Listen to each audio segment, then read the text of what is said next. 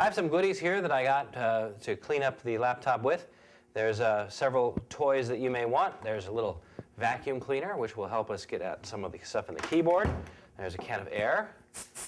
There is some household cleaner, 409. Got a towel. Got some warm soapy water with a sponge in here. And I have some industrial strength Q-tips, which you don't really need industrial strength Q-tips, but since I bought them and the company paid for them, I figured I'd show them. So we have a laptop here. This is an old laptop. It's pretty dang dusty. Let's go ahead and start by unplugging the laptop, which I've done, turning it off, which I've done, and making sure that it's been backed up and all that other stuff that you want to do before you start messing with things. So let me start by cleaning off the case. Generally speaking, cleaning off the case, you should just go ahead and wipe it down. Get as much of that stuff off there as you can. There's no reason to not clean it off just as you would clean off anything else. But if it requires a little bit more effort, a little bit more work, I would use the sponge to get a little bit more of the gunk off of it.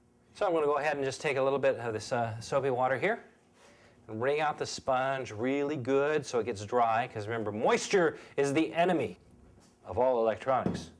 And so I'm just going to gently rub the top of this laptop here with that sponge, make it real pretty, and then take the paper towel and wipe that off. And already it looks beautiful. It's ready for sale on eBay. So the cotton swab is going to get into a lot of nooks and crannies that you wouldn't be able to get your finger into, or maybe a cloth, and clean a lot of cracks and stuff. Maybe, especially if you got something that's been really dirty. You see, even there's a little dirt on that. I hold in my hands the infamous lint-free cloth, which I purchased at a local office supply store. This is the ultimate way to clean your electronics, because it's not going to get any static or anything up.